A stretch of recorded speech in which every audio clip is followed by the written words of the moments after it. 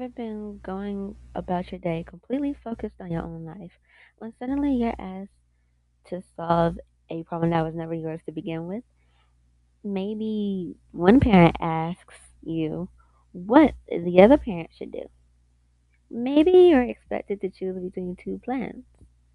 Maybe you're being asked to settle an argument, deliver messages, or take sides in a situation that has nothing to do with you.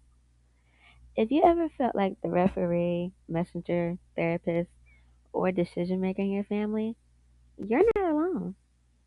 Today, we're talking about what happens when children and teenagers get caught in the middle of adult decisions, why it happens, and why it can have a bigger impact than most people realize. Most of us grow up believing that adults have everything figured out. We assume parents have plans, communicate clearly, and know how to handle difficult situations. But the reality is that adults are human too. Some parents have strong communication skills, while others struggle with expressing things clearly, staying consistent, or working together smoothly. And sometimes stress, emotion, or unresolved conflict makes communication even harder. The problem isn't that adults struggle. The problem is when that struggle turns into pressure on the child. When parents involve their kids in conflicts, major decisions, or relationship issues, children often end up carrying emotional weight they were never meant to hold in the first place. They start worrying about things that should stay between the adults involved. And whether you're 16, 12, or even an adult looking back on your childhood, that kind of pressure can stay with you. Let's see if any of these sound familiar. First, the messenger. One parent says, "Go tell your dad this." The other says, "Ask your mom about that." Instead of communicating directly with each other, they communicate through you. Before you know it, you're stuck in the middle of conversations, disagreements, or tension that shouldn't involve you. Then there's the last minute decision. This happens a lot when planning goes differently between parents. Sometimes one parent actually tries to plan ahead, reach out early, and organize time with the other parent, but the other parent may not respond right away, may delay making decisions, or may leave things uncertain until the last minute. So instead of adults coordinating uh, directly, everything gets pushed down to the final moment. And suddenly the child is told things like, "We can't go anymore," or "We'll see if it works out."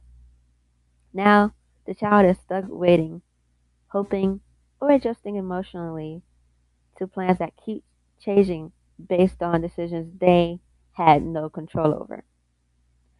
If things fall through, the child doesn't expect experience it as poor planning. They experience it as missing time with someone they love. Then there's the side chooser. A parent shares details about adult conflicts, relationship problems, or disagreements and asks for your opinion. Who was right? Who was wrong? Whose side are you on? And the truth is that many kids don't want to choose sides at all. They simply want to love both parents without feeling guilty. And then there's the gatekeeper situation. This can happen after a separation or divorce. Sometimes one parent is angry, hurt, or frustrated with the other parent over issues like child support, missed calls, um, missed payments, or ongoing disagreements. In some cases,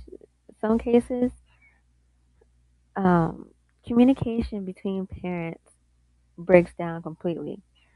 A parent might say, "Your dad can't see you because things didn't get handled," or "Your mom and I couldn't make it work on a schedule." Even when parents are trying to explain things, a child is still the one absorbing the emotional impact of missed time, canceled visits, or changing plans. And finally, there's the emotional caretaker. This is when a child starts feeling responsible for keeping the peace, fixing problems, or making sure everyone else is okay. Over time, that responsibility can become incredibly heavy. If this feels familiar, here's something important to remember. Being involved in a situation does not mean you are responsible for solving it. You can care about your family without carrying every family problem on your shoulders. Kids aren't bargaining chips, messengers, or judges. They're kids, and they deserve the chance to love their parents without being caught in the middle. It's okay to set boundaries. That boundary might sound like, "I care about both of you, but I don't feel comfortable being in the middle of this." Or, "I don't think I'm the right person to make this decision." Or even, "I love you, but I think this is something the adults need to work out together." Setting boundaries can feel uncomfortable at first, especially if you're used to being the peacemaker. But protecting your own emotional well being isn't disrespectful, it's healthy. Now, I want to hear from you. Have you ever felt stuck in the middle of adult problems or family decisions?